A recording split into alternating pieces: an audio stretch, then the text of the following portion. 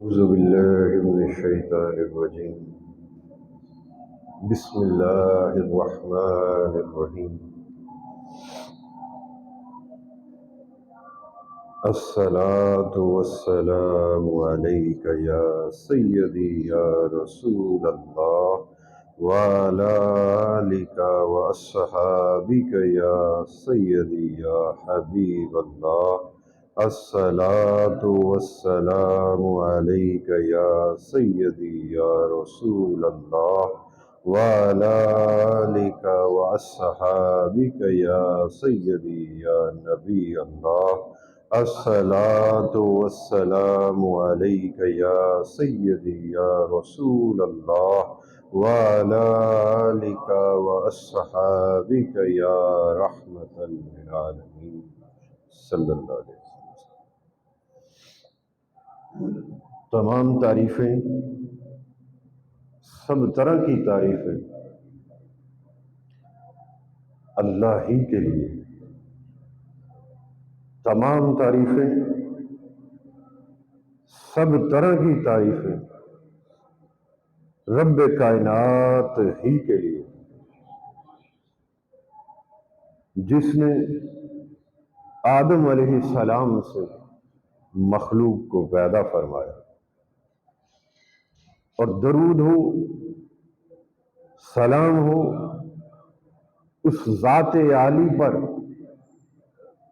اس ذات پاک پر جنہیں اللہ تبارک تعالیٰ نے سب سے پہلے پسندیدہ بنایا۔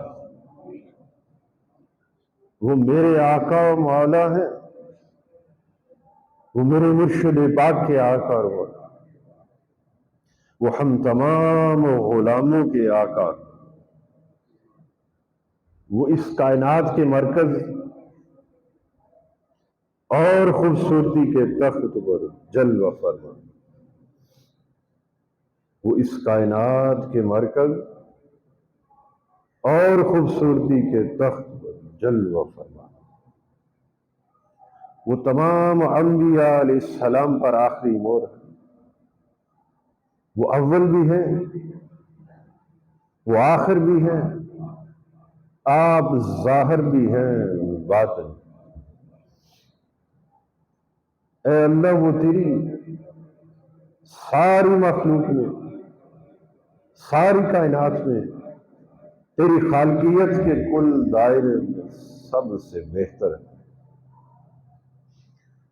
اے اللہ، ان پر ہمیشہ ہمیشہ درود و سلام ہو۔ اے اللہ، ان پر ہمیشہ ہمیشہ درود و سلام ہو۔ اللہ تبارک تعالیٰ کا بڑا کرم ہے، بڑا فضل ہے، اس کی خاص عنایات ہیں، خاص مہربانی ہے، بلکہ اس کا احسان عظیم ہے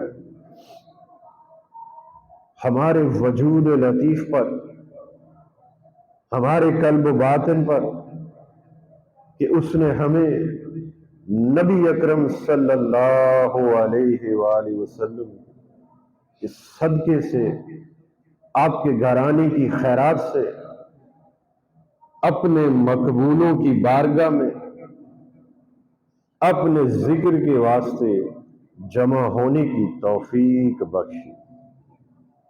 اللہ تعالیٰ اس توفیق کو استقامت و دوام عطا فرمائے، اور جب تک ہماری زندگی باقی ہے، یہ سانس چل رہی ہے، یہ دل دھڑک رہا ہے، ہمیں یوں ہی اپنا ذکر کرنے اور اپنے مقربین و صالحین در پر بیٹھنے کی توفیق عطا فرمائے، اور ہمارا شمار غافلوں میں نہ فرمانا، ہمارا شمار ان ذاکرین، ان کی سنگت و رفاقت، یہ وہ سنگت و رفاقت کا فیض ہی ہے جو ہمیں آج یہاں جمع کیے ہوئے۔ یوں تو ہم سے جدا ہوئے دیکھو نا ذرا اس بات پر غور کرو کہ ہم سے جدا ہوئے کئی سال بیت گئے، مگر یہ فیض سنگت ہے کہ آج بھی یکجا کیے ہوئے ہے، اور آج بھی اس مقام پر، اس وقت پر، اس مقررہ دن پر اللہ کی حمد و ثنا کے واسطے آئے۔ یہ کون سی ایسی شے ہے، اس پر غور کیا کرو، اور نہ صرف غور کیا کرو بلکہ رب کائنات کا شکر بجا لایا کرو، اور اس سے اس توفیق میں دوام مانگا کرو۔ تو پچھلے جمعہ پاک پر اس ماہ مبارک کی فضائل و برکات پر بھی تذکرہ ہو گیا مختصر سا، اور دل کے حال پر، حیات قلب کی بات بھی کی، اور مراتب قلب کی بات کی۔ تو آج اس کے ایک اگلے باب کی جانب، بلکہ یوں کہنا بہتر ہوگا کہ بڑے خاص زاویے سے، ایک خاص گوشے کی طرف اللہ تعالیٰ کی توفیق سے اور نبی اکرم صلی اللہ علیہ وآلہ وسلم کے صدقے سے، آپ کے گھرانے کی خیرات سے ایک خاص گوشے کی طرف بڑھتے۔ اللہ تبارک تعالیٰ نے کیونکہ پچھلے جمعہ پاک پر حیات قلب کا باب شروع کیا تھا، تو یہ اسی دل کی زمین کی اور دل کی حیات کے باب کے اندر جو کچھ ہم اس سے پہلے بیان کر چکے، تو یہ اس کے بعد کا ایک اگلا درجہ ہے، ایک اگلا سٹیپ ہے، جو دل کی وادی قلب کے اندر گہرائی میں انسان کو لے جاتا ہے اور تزکیہ قلب اور تصفیہ نفس کا باعث بنتا ہے اس کی توفیق سے۔ تو اللہ تبارک تعالیٰ نے قرآن پاک فرقان حمید کے اندر تعریف کے بعد، کیونکہ وقت کی کمی ہے تو میں اسے بڑا مختصر سا کر کے اور بہت سی باتوں کو چند الفاظ کے اندر بیان کروں گا، اسے بڑی توجہ کے ساتھ اس زاویے سے اس کو سمجھ لیں گے، اس سے میں سمجھانا چاہتا ہوں۔ اپنی تعریف کے بعد کیا ارشاد فرمایا کہ یہ وہ عظیم کتاب ہے۔ اپنی تعریف کے بعد، تعارف کے بعد کیا ارشاد فرمایا؟ لوگوں، یہ وہ عظیم کتاب ہے جس میں شک کی کوئی گنجائش نہیں۔ اب ذرا یہ ابتدائی کلمات ہیں قرآن پاک فرقان حمید کے، اس کی تعریف کے بعد یہ میں بار بار تعریف کا حوالہ اس لیے دے رہا ہوں کہ سارا راز بھی تو اسی میں چھپا ہے۔ جب بھی کوئی لکھنے والا مصنف ہو، وہ جب کوئی شعر لکھتا ہے تو تعریف ابتدا ہی میں دے دیتا ہے۔ قاعدہ یہ ہے کہ جب بھی کوئی لکھنے والا کوئی لکھتا ہے، کوئی کتاب کی شکل میں لکھے، تو وہ اپنی اس بات کی تعریف ابتدا ہی میں دے دیتا ہے، اور پھر آگے چل کر اگر کسی چیز پر، کسی موڑ پر ضرورت پڑے تو وہ کیا کرتا ہے، اس تعریف کی طرف اشارہ کر دیتا ہے کہ اس بات کا معاملہ وہ جو ابتدا میں میں نے بیان کر دیا ہے وہ ہے۔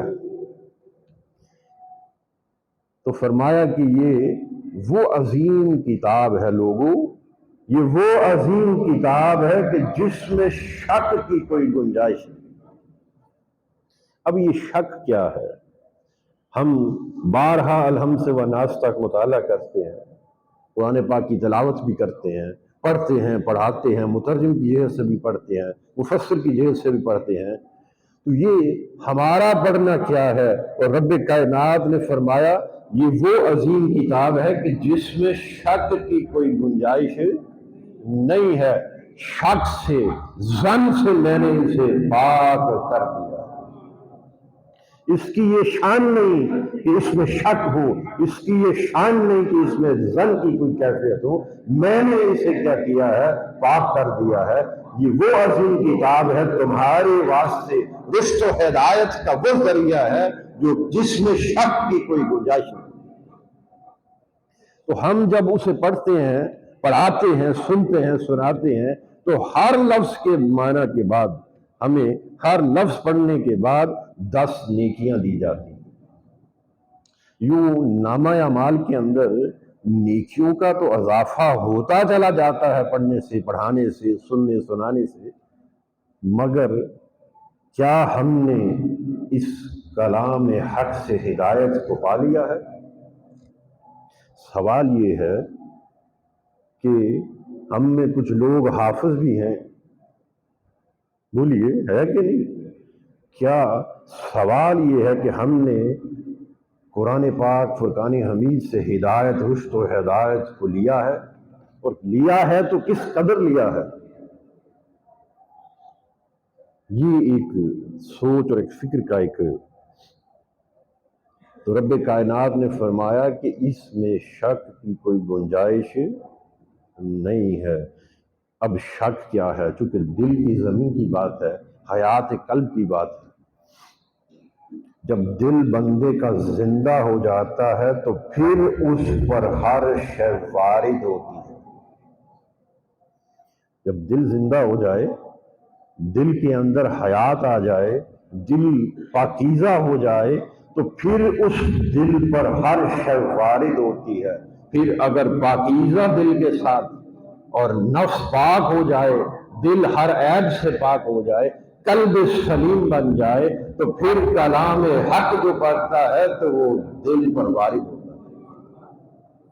پڑھتا زبان سے ہے، نیکیاں زبان سے پڑھنے کو مل گئی، مگر دل چونکہ اس کے محرک صاف تھا، اخلاص والا تھا، پاکیزہ تھا، قلب سلیم تھا، اب کیا ہوگا؟ فرمایا یہ ہدایت تیرے دل پر وارد ہوگی۔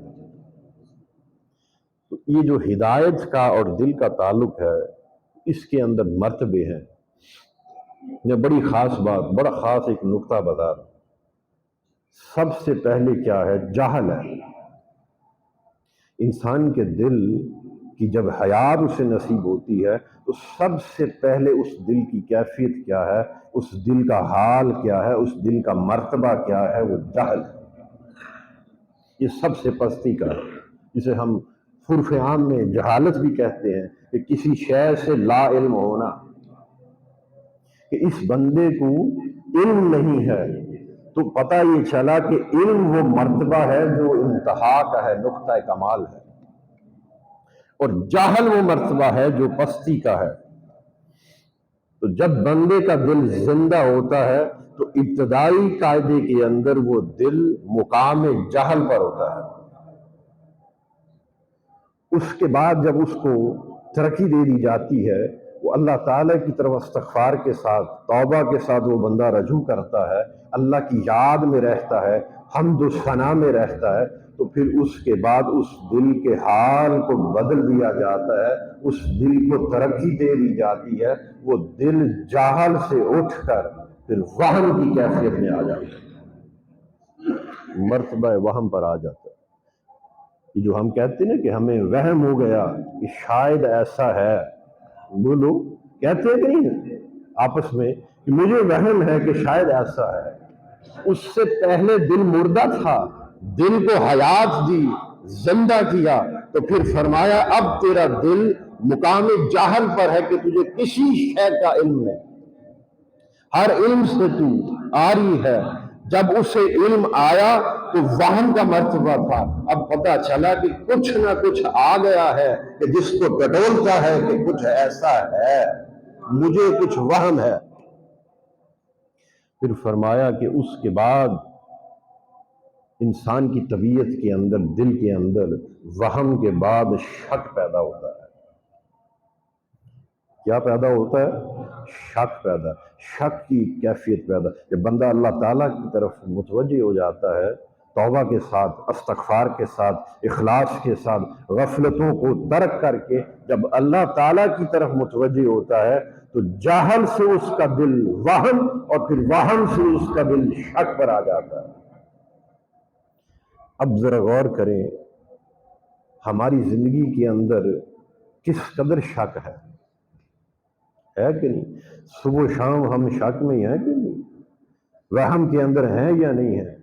تو جس زندگی کے اندر شک آ جائے تو اللہ تعالیٰ کے قاعدے کے مطابق اسے ہدایت نہیں ملتی. اگر ہدایت پانا چاہتے ہو، اگر دل کو روشن کرنا چاہتے ہو، قرآن سے ہدایت نصیب ہوگی. وہ رشت و ہدایت کیسے نصیب ہوگی کہ تجھے تیرے دل کو شک سے پاک کرنا ہوگا، تیرے دل کو منزہ اور لطیف کرنا ہوگا، جاہل سے بھی پاک، وہم سے بھی پاک، شک سے بھی پاک. پھر فرمایا جب دل شک سے پاک ہو جاتا ہے تو پھر اس کے دل کے مرتبے پر، جس مرتبے پر وہ دل آ جاتا ہے، وہ اس مرتبے کو زن کہتے ہیں.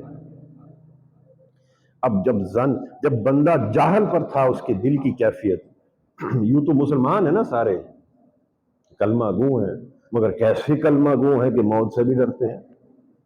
سوچے نا ذرا، کبھی من ہی من میں خود کو ٹٹولا کرو، اپنے نفس کا محاسبہ کیا کرو، میں کیسا مسلمان ہوں کہ میں اس کی وحدانیت کا بھی اقرار کرتا ہوں، اس کی ربوبیت کا بھی اقرار کرتا ہوں، اس کے یکتا ہونے کا بھی. میں یہ بھی مانتا ہوں کہ زندگی موت اس کے ہاتھ میں ہے. میں یہ بھی مانتا ہوں، اقرار کرتا ہوں کہ ذلت عزت اس کے ہاتھ میں ہے، ہر شے اس کے دست قدرت میں ہے.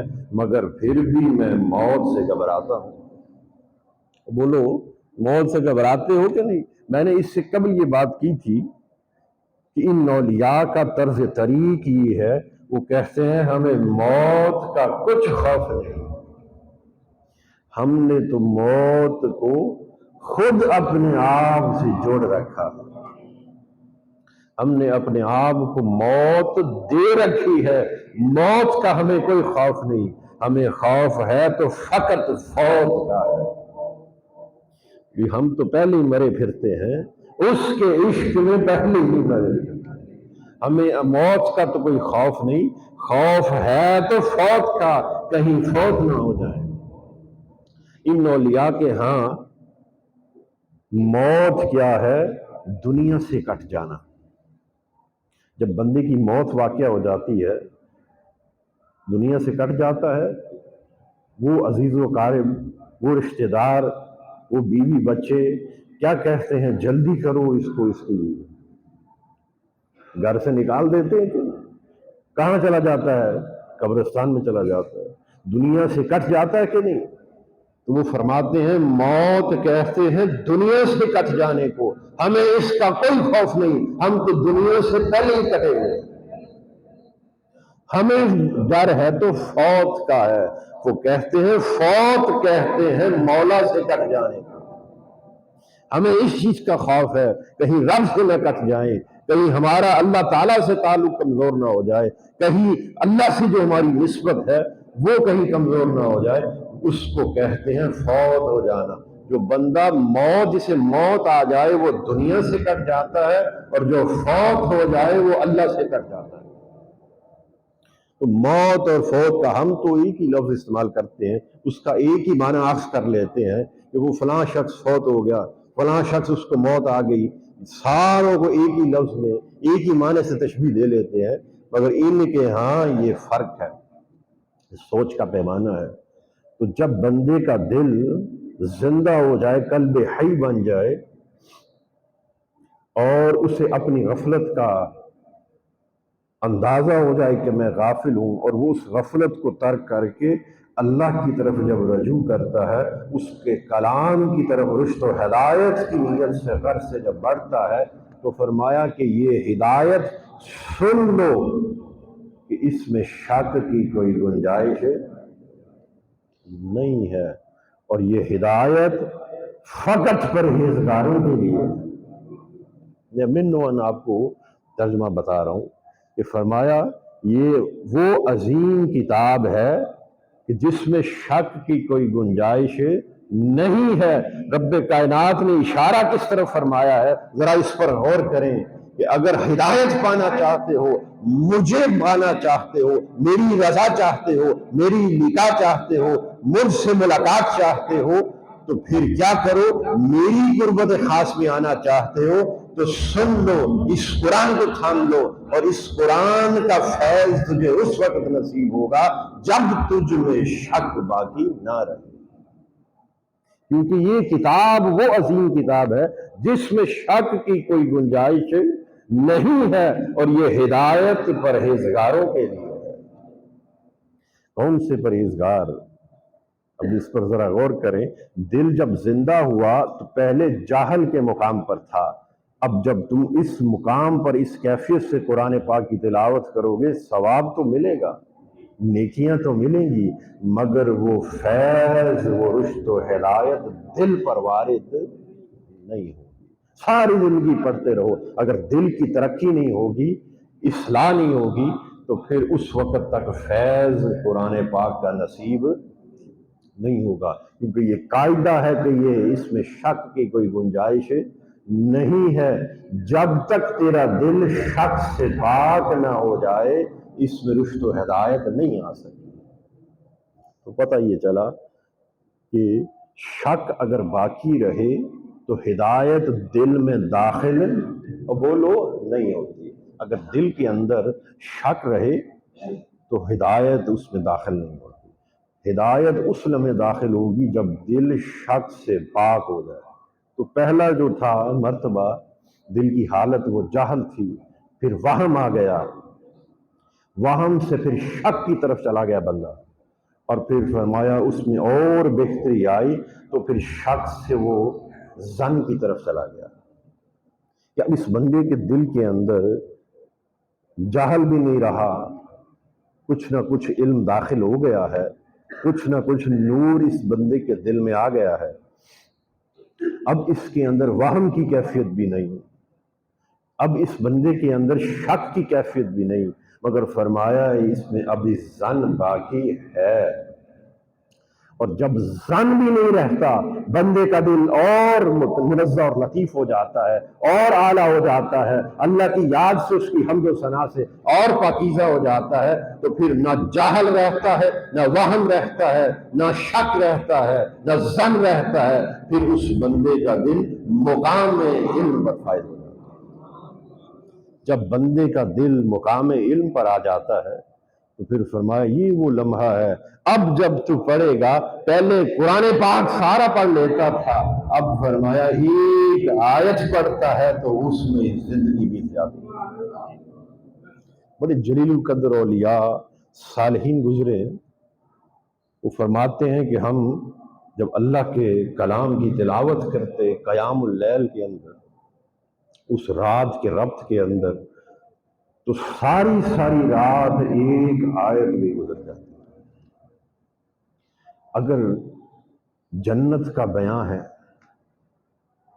کسی سورہ پاک کے اندر، کسی آیہ مبارکہ کے اندر، اگر اخروی نعمتوں کا تذکرہ ہے، حور و قصور کا تذکرہ ہے، غلمان کا تذکرہ ہے، جنت کی وادی کا تذکرہ ہے، وہ فرماتے ہیں جب جنت کی وادی کا تذکرہ آتا ہے تو گویا یوں جیسے اپنی نگاہ سے دیکھ رہے ہیں، وہ دل پر ایسے وارد ہوتی ہے کہ جیسے جنت ہمارے سامنے ہے۔ تو وہ اس آیہ کریمہ کی لذت ایسی نصیب ہوتی ہے کہ ساری رات ہی اس آیہ کریمہ پر گزر جاتی ہے۔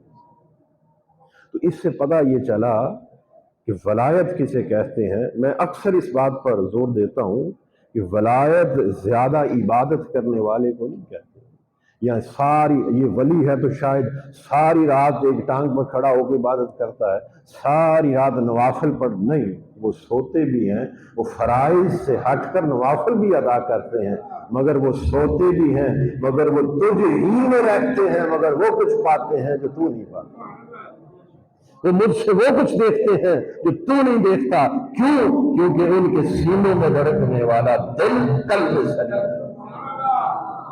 اپنے دل کو پاک کرو، اپنے دل کو صاف کرو، کسی شخص سے نفرت نہ کرو، کسی شخص سے بغض و عداوت نہ رکھو، کسی شخص سے کینہ نہ کرو، کسی شخص اللہ کے ہر غیر کو دل سے نکال باہر کرو۔ جب دل ایسا ہو جائے تو پھر فرمایا یہی تو قلب سلیم ہے، اور جو قلب سلیم والا ہے بہشت اس کے قریب کی جاتی ہے، اسے بہشت میں نہیں بھیجا جاتا، بہشت میں اس کی طرف بھیجا جاتا ہے۔ یہ عظمت ہے۔ تو پھر فرمایا کہ اس دل، وہ جب دل شک سے بھی پاک، وہ دل زن سے بھی پاک ہو جاتا ہے، تو پھر اس بندے کے دل پر علم وارد ہوتا ہے، پھر اس کا ایک سجدہ بھی 1000 سجدوں پر۔ مجھے یہ بات اکثر یاد آ جاتی ہے، میرے مرشد کریم رحمۃ اللہ علیہ آپ اکثر یہ فرمایا کرتے کہ اللہ کے ولی کی ہر رات لیلۃ القدر ہوتی ہے۔ جیسے ہمارے لیے سال بعد لیلۃ القدر آتی ہے، آپ فرماتے ہیں درویش کی ہر رات ہی لیلۃ القدر ہے۔ اس لیے کہ اس کا دل قلب سلیم ہوتا ہے، قلب حی ہوتا ہے، اور قلب منیب کس دل کو کہتے ہیں؟ جو دل ہر لمحہ اللہ ہی کی طرف جھکا رہے، اس دل کا خیال بھی کسی غیر کی طرف بولو نہ جائے، ایسا دل فرمایا یہ دل قلب منیب ہے۔ تو جو دل ہر وقت اللہ تعالیٰ کی طرف جھکا رہے تو حقیقت میں وہ دل اللہ سے باتیں کرنے والا دل ہے۔ حدیث پاک کے اندر ہے کہ جب اللہ کا ذاکر بندہ سو جاتا ہے تو فرمایا اس کا دل نہیں سوتا، دل جاگتا رہتا ہے، دل کہتا ہے اللہ اللہ اللہ۔ اور جب بندہ سو رہا ہوتا ہے، دل جاگ رہا ہوتا ہے، تو اس وقت اللہ تبارک تعالیٰ اپنے ملائکہ کو جمع فرماتے ہیں۔ حدیث پاک ہے، بندہ کہاں ہے؟ زمین پر ہے، آرام کے واسطے سو رہا ہے، مگر فرمایا بندہ تو سو رہا ہے، دل نہیں سوتا، دل جاگ رہا ہے۔ دل اللہ اللہ کی صدائیں بلند کرتا ہے۔ اللہ پاک اپنے عرش پر ملائکہ کو جمع فرماتے ہیں، اور جمع فرمانے کے بعد حکم دیتے ہیں اے میرے فرشتوں دیکھو میرے بندے کو، مخلوق کے ساتھ سو رہا ہے اور خالق کے ساتھ جاگ بھی رہا ہے۔ اسے کہتے ہیں تیرا ذکر خیر آسمانوں پر، وہ آسمانوں پر ذکر خیر کیسے ہوتا ہے؟ اور رب تیرا تذکرہ ملائکہ میں فرماتا، تجھ سے بہتر جماعت میں تیرا تذکرہ فرماتا ہے۔ تو یہ جو شک ہے اس کے اندر تردد ہے، شک کے اندر تردد ہے، اور جب ہدایت آ جاتی ہے اس میں یقین آ جاتا ہے تو تحقق کی کیفیت پیدا ہو جاتی ہے، انسان تردد سے نکل جاتا ہے، انسان کی من کے اندر پھر شک نہیں رہتا۔ اور یہ ساری چیزیں کیسے ملتی ہیں جو میں نے کہا، وقت آپ کا ہو گیا، تو اللہ پاک نے چاہا تو اس کی توفیق سے اسے اگلے جمعہ پاک پر مزید آگے بڑھائیں گے۔ تو وہ جو تعریف کی بات کی، تو اس کا اب ایسا دل جو وہم سے بھی پاک ہو جائے، جہل سے بھی پاک ہو جائے، شک سے بھی پاک ہو جائے، اس کے اندر کوئی ایسی پالیتی کمزوری نہ رہے، کجی کا کوئی عنصر نہ رہے، تو پھر وہ دل کیسے نصیب ہوگا؟ سادہ سی بات ہے، وہ دل ان اولیاء کی سنگت سے نصیب ہوگا۔ میں یہ قرآن کی نص سے بتا رہا ہوں، وہ کیسے ان کی سنگت دلوں کو پاک کرتی ہے۔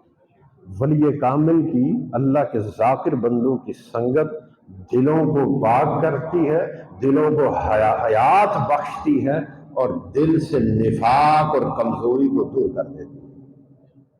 دل سے جہل کی کیفیت بھی نکل جاتی ہے، دل سے وہم کی کیفیت بھی نکل جاتی ہے، دل سے شک کی کیفیت بھی نکل جاتی ہے، دل سے ظن بھی نکل جاتا ہے، اور یاد رہے جب ظن نکل جاتا ہے تو پھر ہر سجدہ بھی قبول۔ ہم نماز پڑھتے ہیں، یہ بڑا خاص ایک نقطہ ہے، ہمیں معلوم ہے ہماری نماز قبول ہوئی کہ نہیں؟ بولو۔ ہم نے روزہ رکھا، معلوم ہے قبول ہے کہ نہیں؟ دیگر اعمال صالحہ جب کرتے ہیں تو پتہ ہے قبول ہے کہ نہیں؟ وہ مالک ہے، وہ جبار ہے، وہ قہار ہے، وہ چاہے تو قبول فرما لے، وہ چاہے تو نہ قبول کرے۔ کس میں طاقت ہے کہ کہے باری تعالیٰ تم نے قبول نہیں کیا؟ میں نے تیرے واسطے روزہ رکھا، تیری عبادت کی غرض سے نماز پڑھی، تو نے قبول نہیں، ہے کسی میں طاقت؟ وہ چاہے تو قبول کرے، وہ چاہے تو رد کر دے۔ تو بتائیں عبادت کو رد کون سی شے کرواتی ہے؟ کبھی اس نقطے پر غور کیا آپ نے؟ بولے نا، کون سی شے؟ وہ ظن کی کیفیت، کیونکہ ہر عبادت جو ہے وہ ظنی القبول ہے۔ جب ظن کسی شے کے اندر آ جائے، شک کی کیفیت آ جائے، وہم کی کیفیت آ جائے، ظن کی کیفیت آ جائے، تو پھر وہ عبادت کمزور ہو جاتی ہے اور مرتبہ مقبول پر نقطہ کمال تک پہنچ نہیں پاتی۔ تو اگر ایسا چاہتے ہو کہ تیری نماز مقبول ہو جائے، اس نماز میں سے ظن کو، وہم کو جدا کر دے۔ جب ظن جدا ہو جائے گا تو تیری ہر وہ عبادت مقبول ہو جائے گی۔ اس لیے اللہ تبارک تعالیٰ نے ساری عبادتیں جو ہیں وہ ظنی القبول ہیں، مگر درود ایک ایسی شے ہے جو ظن نہیں، قطعی القبول ہے۔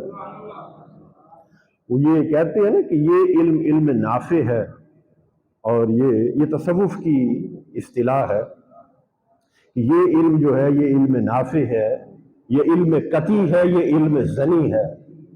یہ باتیں سنی ہوں گی آپ نے کہ کسی عالم کے پاس چلے جائیں تو وہ کہتا ہے کہ یہ کون سا علم ہے؟ وہ کہتے ہیں یہ علم قطعی ہے، اور یہ علم حقیقی طور پر علم نافع ہے۔ اور پھر پوچھا جائے کہ یہ علم کون سا ہے؟ تو وہ کہتے ہیں یہ علم ظنی ہے۔ تو پھر حقیقی طور پر علم قطعی ہی نافع ہے، وہی انسان کے قلب و باطن کو روشنی اور نور مہیا کرتے ہیں۔ تو اللہ پاک نے ساری عبادتیں جو ہیں یہ ظنی القبول ہے، مگر فرمایا درود ایک ایسی شے ہے کہ جو قطعی القبول ہے۔ ہر علم کے اندر ظن ہے، وہ بندہ اپنی توجہ سے، اپنی محنت سے، مجاہدے سے اس بندے کے وہ دل پر جو علم وارد ہے اسے وہ ظن سے پاک کر کر قطعی کی کیفیت میں لے کے جاتا ہے۔ مگر فرمایا درود ایسا تحفہ ہے جو میں نے اپنے بندے کو عطا کیا ہے، اس میں ظن ہے ہی نہیں، یہ ہے ہی قطعی القبول۔ کوئی شخص بھی درود کا جب ارادہ کرتا ہے، ابھی پڑھنے بعد میں ہے، میری بارگاہ میں درود مقبول کر لیا جاتا ہے۔ ابھی وہ ارادہ کرتا ہے کہ میں حضور پر درود بھیجوں، اور فرمایا اس کا درود قبول۔ اب مجھے بتائیں درود کو کس شے نے مقبول بنایا اور نماز کو کس شے نے ظن میں رکھ دیا؟ اس پر آپ ذرا غور کریں۔ کون سی ایسی شے تھی جس نے درود سے ظن کو پاک کر دیا اور نماز اور دیگر عبادات کے اندر ظن باقی ہے؟ ہم جب نماز پڑھتے ہیں، روزہ رکھتے ہیں، ہم کیا کہتے ہیں؟ اے باری تعالیٰ تیری خشنودی کے واسطے، الفاظ پر ذرا غور کریں، سارا راز سمجھ میں آ جائے۔ باری تعالیٰ تیری خشنودی کے واسطے، تیری رضا کے واسطے، خالصاً تیرے لیے میں نے روزہ رکھا ہے۔ ایسے ہی کہتے ہیں، یہ تو نہیں کہتے کہ باری تعالیٰ تیری رضا کی خاطر تو نے روزہ رکھا ہے، ایسے کہتے ہیں؟ نہیں، وہ تو پاک ہے۔ ہم کہتے ہیں ہم نے روزہ رکھا، میں نے روزہ رکھا۔ اسی سے نماز میں آ جائیں، جب نماز پڑھتے ہیں تو یہ تو نہیں کہتے رب کائنات تو نے نماز پڑھی ہے یا تو پڑھ، کہتے ہیں ایسے؟ وہ تو پاک ہے، ہر شے سے پاک ہے کہ نہیں؟ ہم جب نماز سے فارغ ہوتے ہیں کیا کہتے ہیں؟ باری تعالیٰ میں نے نماز پڑھی ہے، تو قبول فرما لے، ایسے ہی کہتے ہیں۔ تو قاعدہ یہ ہے جب بھی کسی شے کے اندر میں، تو، ہم، یہ سارے آ جائیں تو فرمایا ظن پیدا ہوتا ہے۔ جس عبادت کے اندر نہ میں رہے، نہ ہم رہے، نہ تم رہے، میں ہم تم سے جو شے پاک ہو جائے، فرمایا یہی قطعی ہے۔ اب درود پر آ جائیں، جب درود پڑھتے ہیں ہم یہ نہیں کہتے میں درود پڑھتا ہوں۔ رب نے درود کو ظن سے پاک کرنا تھا، رب نے درود میں نہ میں رکھا، نہ ہم رکھا، نہ تم رکھا۔ وہ کیا ہے اس کو سادہ سا ترجمہ کر کے دیکھ لیں۔ فرمایا تم درود پڑھو، ہم کہتے ہیں اے پروردگار عالم اپنے حبیب پر تو درود بھیج۔ جڑا کم کرنا ہی اللہ نے وہ ظن کتوں ہوگا؟ سوچو نا، میں اور میرے فرشتے نبی اکرم صلی اللہ علیہ وآلہ وسلم پر درود بھیجتے ہیں۔ اے ایمان والو، تم بھی آپ پر کثرت کے ساتھ درود بھیجو اور خوب کمال ادب کے ساتھ سلام دے دو۔ تو پتہ یہ چلا کہ باری تعالیٰ اچھا تیرا حکم بجا لاتے ہیں، بھی کیسے درود بھیجیں؟ بولیے نا، سوال بنتا ہے کہ نہیں؟ کیسے بھیجیں؟ ہمیں وہ الفاظ عطا کیے کہ اس طرح سے درود بھیجو۔ وہ الفاظ کیا ہیں؟ رب فرماتا ہے تو درود پڑھ، ہم کہتے ہیں باری تعالیٰ تو بھیج۔ اس کا راز کیا ہے؟ اس کا راز یہ ہے کہ میرے مصطفیٰ پر درود کا حق میرے سوا کوئی ادا کر نہیں سکتا۔ میں تو بھیجتا ہی ہوں، تیرا درود بھی میں نے ہی بھیجنا ہے۔ تو فقط اتنا کہہ دے، اس سے کیا ہوگا؟ تیرے اپنے 10 گناہ معاف کر دیے جائیں گے، تیرے اپنے 10 مرتبے بلند کر دیے جائیں گے، تیرے نامہ اعمال کے اندر 10 نیکیاں لکھ دی جائیں گی۔ پھر بات یہاں تک نہیں رکتی، فرمایا اس سے آگے کیا ہے؟ 10 مرتبہ میں تجھ پر درود پڑھوں گا۔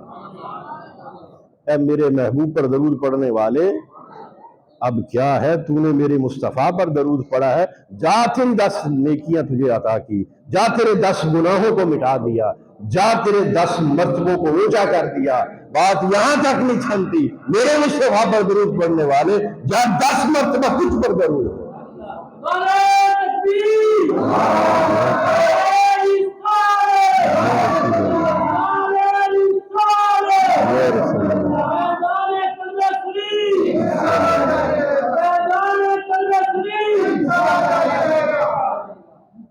اب اللہ کا بندے پر درود پڑھنا کیا ہے؟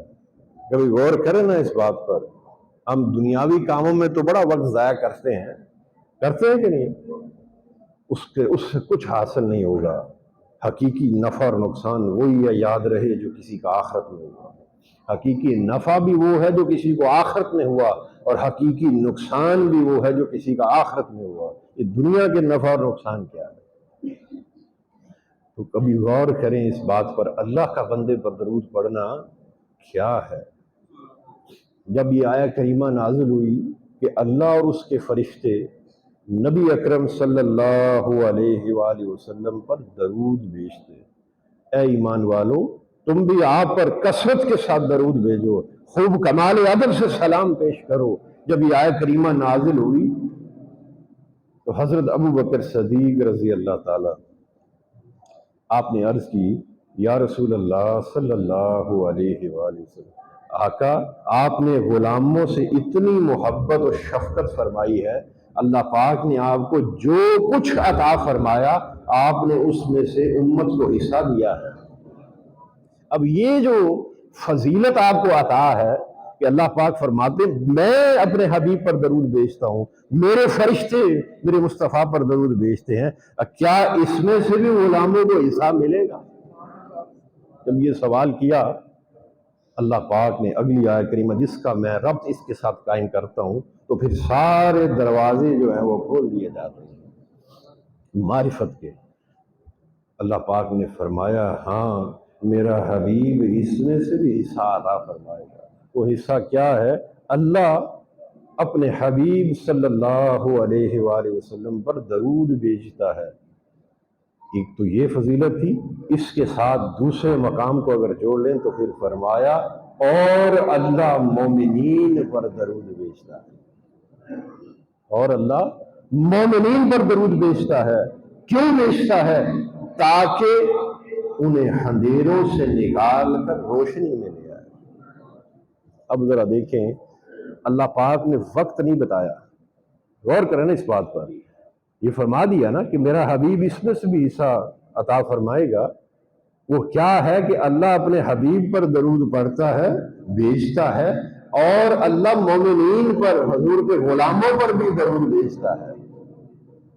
اس درود کے بھیجنے کا مقصد بھی بتا دیا کہ وہ درود کیوں بھیجتا ہے، تاکہ انہیں اندھیروں سے نکال کر، بولیے نا، روشنی میں لے آئے۔ اب یہاں پر سوال یہ پیدا ہوتا ہے، باری تعالیٰ تو درود کس وقت بھیجتا ہے؟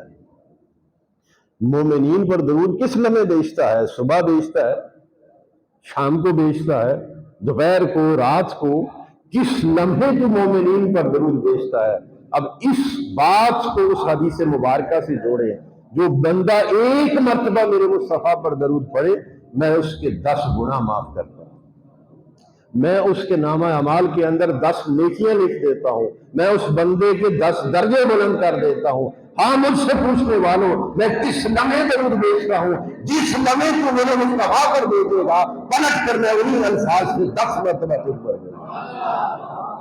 یہ سودا ماڑا ہے، آپ یہاں بیٹھ کر درود پڑھیں، ایک مرتبہ پڑھیں تیرے اپنے 10 گناہ معاف ہوں، ایک مرتبہ درود پڑھیں تیرے اپنے نامہ اعمال میں 10 نیکیاں لکھی جائیں، ایک مرتبہ درود پڑھیں تیرے درجے بیٹھے بیٹھے 10 اونچے کر دیے جائیں، ایک مرتبہ درود پڑھیں انہی الفاظ سے۔ یہ حدیث پاک ہے کہ جب کوئی بندہ مجھ پر ایک مرتبہ درود پڑھے گا، یہ میرے رب نے فرمایا ہے، میں اس امتی کے 10 گناہ معاف کروں گا، 10 درجے بلند کروں گا، 10 نیکیاں عطا کروں گا۔ اے میرے حبیب، جو آپ پر ایک مرتبہ درود پڑے گا میں پلٹ کر انہی الفاظ سے 10 مرتبہ اس بندے پر درود پڑوں گا۔ اب میرا درود پڑھنا کیا ہے؟ میرے درود پڑھنے سے اسے اندھیروں سے نکال کر، اب بولیے نا، اندھیروں سے نکال کر روشنی میں، تو اللہ کا درود پڑھنا کیا ہے؟ اس پھر ثابت ہوا کہ درود سے نور ملتا ہے۔ نور والے کا درود جو ہوا، نور والے کا درود پڑھو گے تو نور نہیں ملنا تو اور کیا ملنا؟ تو وہ رب نے فرمایا کہ جب کوئی بندہ درود پڑھتا ہے تو پھر کیا ہے، میں اسے اندھیروں سے نکال کر روشنی میں۔ اللہ سیدھا راستہ کیسے دکھاتا ہے؟ فرمایا نا، اللہ جسے چاہتا ہے اسے ہدایت عطا کرتا ہے، اللہ جسے چاہتا ہے اسے سیدھا راستہ دکھاتا ہے۔ باری تعالیٰ سیدھا راستہ کیسے دکھاتا ہے؟ اپنے نور سے دکھاتا ہے۔ تو وہ نور بندے کے دل پر وارد درود پاک سے ہوتا ہے۔ جب بندہ درود پڑھتا ہے تو اس بندے کے دل پر نور وارد ہوتا ہے، اور جب نور آ جاتا ہے تو پھر اندھیرے جھٹ جاتے ہیں، پلیتیاں نہیں رہتی۔ تو دل اگر پاک کرنا چاہتے ہو تو یہ سادہ سا وظیفہ بتا رہا ہوں، درود سے بڑھ کر کوئی وظیفہ نہیں، درود پاک سے بڑھ کر کوئی اسم اعظم نہیں، درود پاک سے بڑھ کر کوئی وظیفہ نہیں۔ یہ ایسا وظیفہ ہے جہاں کوئی شے کام نہ آئے وہاں درود کام آ جاتا ہے۔ حدیث پاک میں 5 منٹ دیتے ہیں مجھے؟ حدیث پاک کے اندر ہے کہ قیامت کا دن ہوگا اور میرا ایک امتی میزان پر اس کے اعمال تل رہے ہوں گے، اور اس کی نیکیوں کا پلڑا بھاری ہوگا۔ ایک وقت آئے گا کہ اس کی نیکیوں کا پلڑا ہلکا ہو جائے گا اور گناہ بڑھتے چلے جائیں گے، نیکیاں ختم ہو جائیں گی اور گناہ اس کے زیادہ ہوں گے تو گناہ بڑھتے چلے جائیں گے، اور وہ پریشان حال کھڑا ہوگا کہ آج تو مارے گئے۔ فرمایا اتنے میں ایک ہستی تشریف لائے گی، ذرا غور تو کریں، نیکیاں ختم ہو گئی، گناہ بڑھ گئے، مارا گیا کہ نہیں؟ فرمایا اس کیفیت میں وہ کانپتا ہوگا اور پریشان حال کھڑا ہوگا۔ اچانک کیا ہوگا؟ ایک ہستی تشریف لائے اور اپنی، یہ حدیث کے الفاظ ہیں، اپنی جیب مبارک سے ایک رکا نکال کر اس کی نیکیوں کے پلڑے میں رکھ دے۔ بس وہ رکھنے کی دیر ہوگی، وہ بھاری ہو جائے گا اور اسے بہشت کی سند دے دی جائے گی۔ اور وہ ہستی پاک وہاں سے جب تشریف لے کر جا رہے ہوں گے، وہ بندہ عرض کرے گا آپ کون ہیں جنہوں نے آج مجھے ہلاکت سے بچا لیا؟ حدیث پاک کے الفاظ ہیں، آپ فرمائیں گے میں تیرا نبی محمد مصطفیٰ صلی اللہ علیہ وسلم۔ اور یہ روکا کیا ہے آقا؟ یہ روکا کیا ہے؟ فرمائیں گے یہ روکا وہ درود ہے جو تم مجھ پر پڑا کرتا تھا، آج اس کا حق دیے جا رہا۔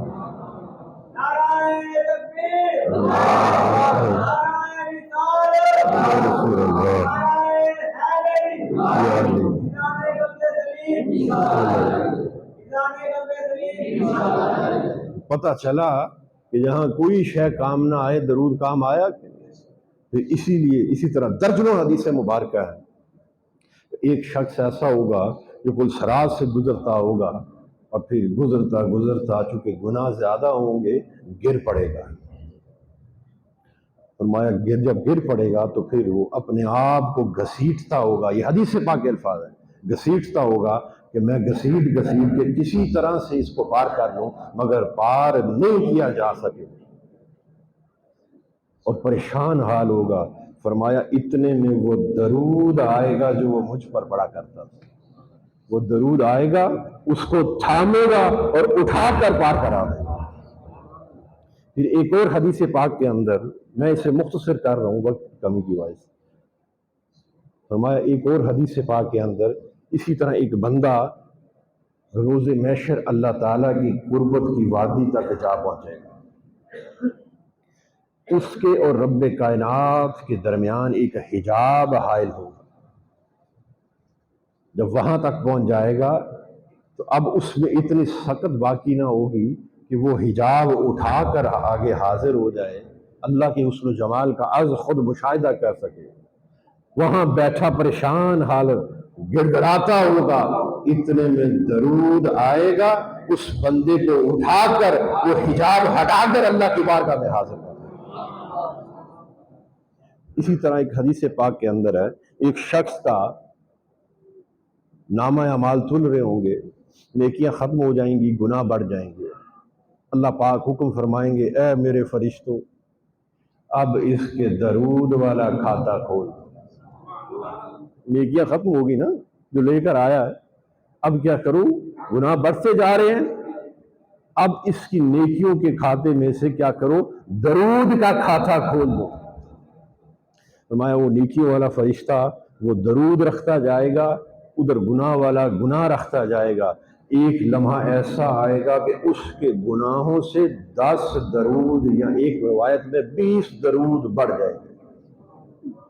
ابھی گناہ باقی ہوں گے, ذرا غور کریں اس بات پر, ابھی گناہ باقی ہوں گے مگر صرف فرق کتنا پڑے گا, 20 درود کا فرق پڑے گا. ابھی درود والا درود بھی رکھ رہا ہے اور گناہوں والا گناہ بھی رکھ رہا ہے مگر 20 کا فرق آ جائے گا. اللہ پاک فرمائیں گے میرے فرشتوں ٹھہر جاؤ, 20 درود بڑھ گئے ہیں, چھوڑ دو اس کو. یہ درود ہے.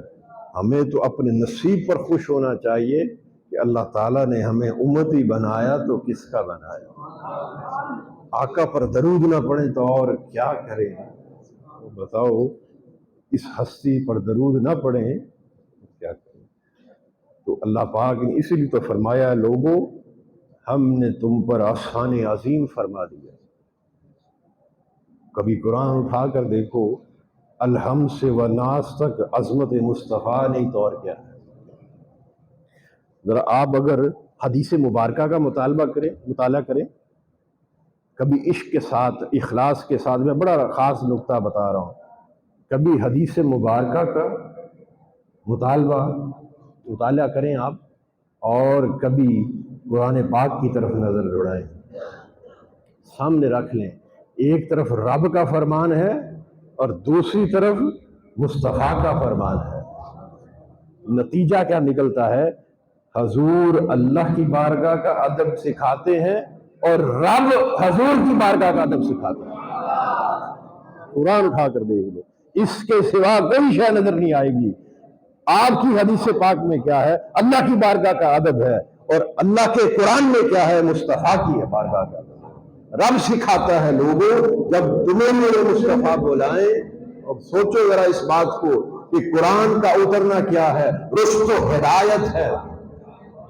رشد و ہدایت کے سوا کچھ اور شے ہے نہیں. تو قرآن میں رب کیا فرما رہا ہے, لوگوں میرے مصطفیٰ کے بلاوے کو اپنے بلاوے جیسا نہ سمجھنا. میرے مصطفیٰ جب تمہیں بلائیں تو فوراً ہر شے کو چھوڑ کر پہنچو. جب جس کام کے لیے بلائیں وہ کام کر چکو, فوراً وہاں سے اجازت طلب کر لو. کیوں, میرے مصطفیٰ نے آرام بھی کرنا ہوتا ہے, میرے مصطفیٰ نے کوئی اور کام بھی کرنے ہوتے ہیں. اسے تو حیا آتی ہے, تمہیں اٹھاتے نہیں, مگر رب کو حیا نہیں آتی, فوراً اٹھ جایا کرو. اب مجھے بتائیں, پھر جب ابو لہب نے گستاخی کی تھی, اس پر ذرا غور کریں. یہ میں آپ کو رنگ دکھا رہا ہوں کہ قرآن میں عظمت مصطفیٰ اور ادب مصطفیٰ نہیں تو اور کیا ہے۔ گستاخی کی تھی وہ کوہ صفا پر، جب آپ نے اسلام کی دعوت دی تو اس نے ہاتھ اٹھا کر کیا کہا؟ گستاخی کی تھی کہ نہیں؟ اور بولو نا۔ اللہ پاک نے سورت نازل فرمائی، اس میں کیا کہا؟ تیرے دونوں ہاتھ ٹوٹ جائیں۔ اب مجھے بتائیں اس جملے کے اندر رشد و ہدایت کہاں ہے؟ سوچو ذرا، نظر آتی ہے؟ قرآن تو فقط رشد و ہدایت ہے، تو پتہ یہ چلا جس چشمے سے ہم رشد و ہدایت کو ڈھونڈتے ہیں یہ وہ چشمہ ہی نہیں، عشق مصطفیٰ کا چشمہ لگا کے دیکھ، الحمد والناصر۔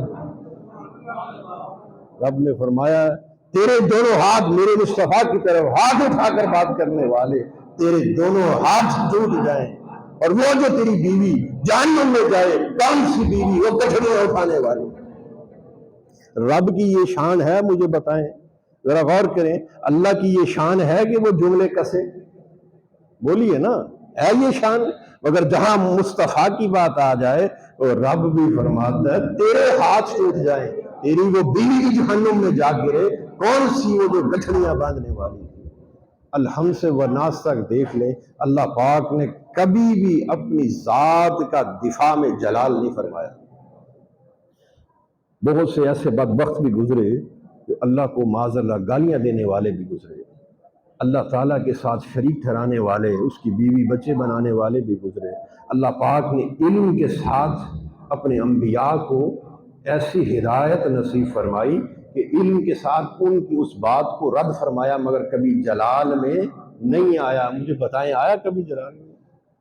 کبھی جلال علم کے ساتھ ان کی اس سوچ کو، اس فکر کو، اس بات کو رد فرما دیا، مگر کبھی بھی رب کائنات جلال میں نہیں آیا۔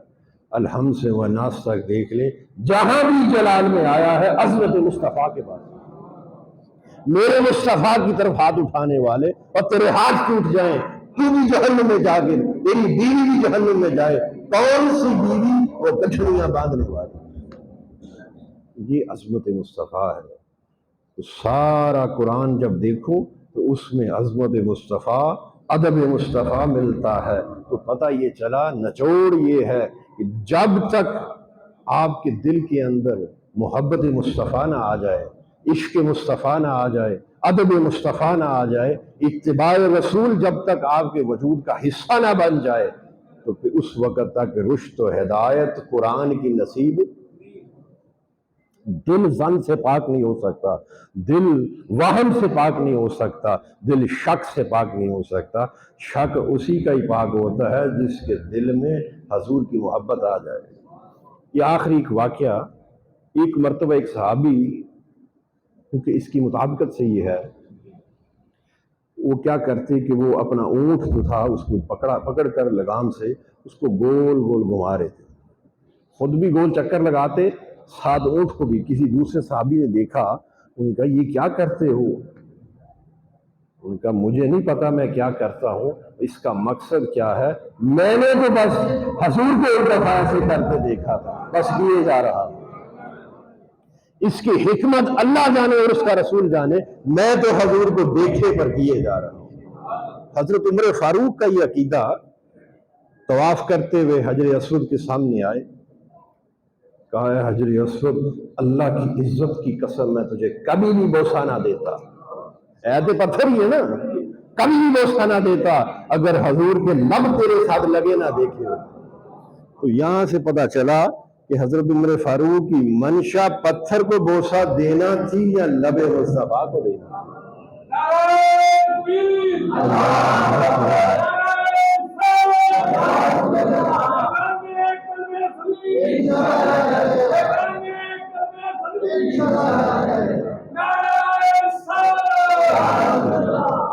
اپنی عبادات کو اگر مقبول بنانا چاہتے ہیں تو یہ بڑا آسان سا ایک راستہ ہے کہ سارے کھانا ہم کھاتے ہیں کہ نہیں؟ بولیے، پانی بھی پیتے ہیں، آرام بھی کرتے ہیں، سفر بھی کرتے ہیں، قیام بھی کرتے ہیں، رکوع سجود، یہ سارے کام کرتے ہیں کہ نہیں؟ اگر چاہتے ہو کہ یہ مقبول ہو جائیں، نقطہ کمال کو پہنچ جائیں، تو ہر کام سے پہلے یہ نیت کیا کرو، باری تعالیٰ تیرے حبیب نے ایسا کیا ہے، حضور کی سنت میں یہ کر رہا۔ کھانا تو کھانا ہی ہے نا. یہ نیت کرو باری تعالیٰ یہ جو چند لقمے میں کھا رہا ہوں تیرے مصطفیٰ نے ایسے کھائے ہیں، وہ ان کی سنت پوری کر. آپ نے قیام کیا ہے تو میں بھی قیام میں ہوں، آپ نے رکوع کیا ہے میں بھی رکوع. حضور ہر عبادت کو اتباع رسول کی چشمے سے دیکھو. جب تو محبت رسول میں نماز پڑھے گا تو تیرا ایک سجدہ بھی 1000 سجدوں پر بھاری ہوگا.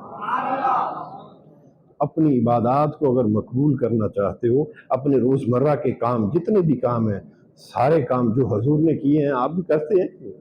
بشری وجود کا تقاضا ہے تو ہر اس کام میں نیت یہ رکھو کہ حضور کے عشق میں، حضور کی سنت کے طور پر کرنا.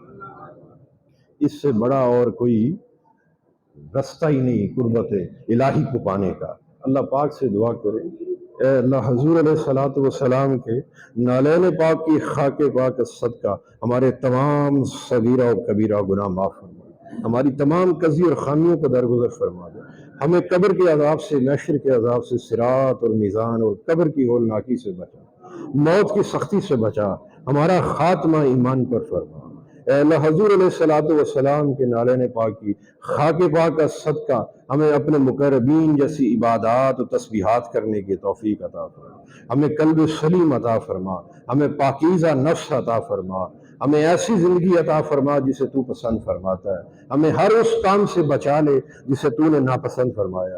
اے اللہ حضور علیہ الصلوۃ والسلام کے نالین پاک کی خاک پاک کا صدقہ میرے مرشد پاک حضرت خواجہ میاں محمد قلب سلیم رحمۃ اللہ علیہ آپ کو دائماً اپنی رحمت کی جھولی میں رکھنا، آپ پر دائماً اپنی رحمت کا سائبان بنا رکھنا، آپ کو ہمیشہ حضور علیہ الصلوۃ والسلام کی آغوش غلامی قربت خاص میں کالی کملی کے سائے تلے رکھنا. صلی اللہ علی حبیبہ سیدنا محمد وآلہ وصحبہ وسلم.